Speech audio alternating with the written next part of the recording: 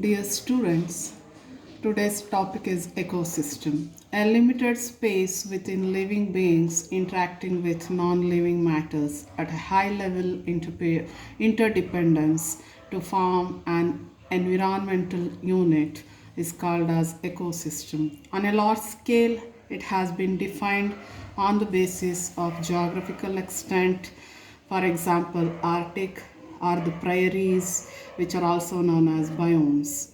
On a smaller scale, they referred as spatial dimensions and to precise soil conditions with the interaction among the components. Examples are dunes and the hills. The concept of ecosystem has taken a peak level development during 19th and early 20th century. The ecosystem derives from Greek word eco means environment and systema means interaction. The major scholars who has been contributed the evolution of concept ecosystem are Alexander von Humboldt, Ecological Biodiversity, 1807. Ernest Haeckel, Ecology in 1869. He is the father of ecology. Karl Mobius, Biozoonosis, 1877. Stephen Forbes, Microcosm, 1887. Carl Friedrichs, Holocene, 1927. Arthur G. Tansley, Ecosystem, 1935. Vladimir Vernadsky, Biofauna, Biosphere or the Biosystem in 19. Vladimir Sukuchev, Geobioconosis in 1944. Among the terms, ecosystem is the most widely accepted popular word. The ecosystem has two major categories which are constituting the ecosystem. Abiotic elements, which are divided into five categories. Biotic components, they have the four major steps. Let us see in detail. Abiotic elements, the physical and the chemical components of ecosystem, which leads the combination of biotic elements. They are the geographical features like mountains, plains, valleys on the lithosphere, the oceans, rivers, lakes, and other category of water bodies from hydrosphere.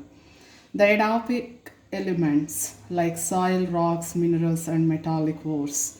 Climatical conditions such as temperature, rainfall, humidity, precipitation, and other weather phenomena. The chemical components of the environment, oxygen, carbon, and all other nutrients, the level of toxic substances, salt, and the organic substances. Organic matters, the waste discharge from the organisms, are constituting the abiotic elements of the environment. The second category, that is biotic components, plants to microorganisms, are the biotic components. There are four groups. Among them, the first one, autotrophs, which are also known as the producers. The producers, which are having the capacity to produce the food for own by the consuming of solar light, heat, carbon dioxide, and water through the synthesis activity, are called as autotrophs. They have two types.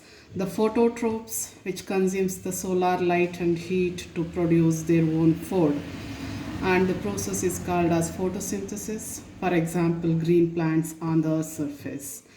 Chemotrophs, the some category of plants produces food through oxidation with certain chemicals with the absence of sunlight and heat.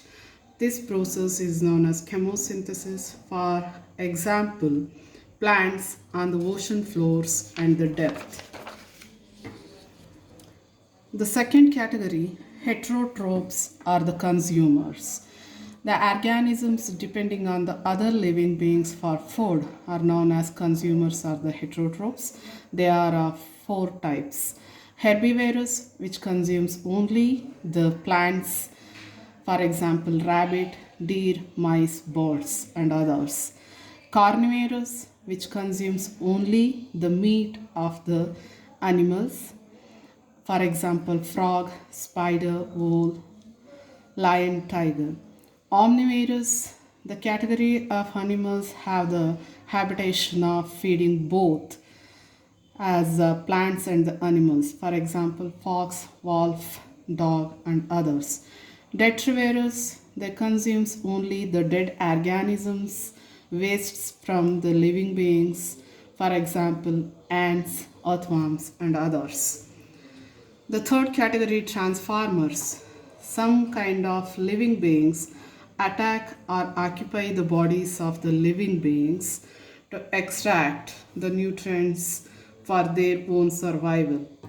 At the same time, they are the means to carry nutrients from one organism to other.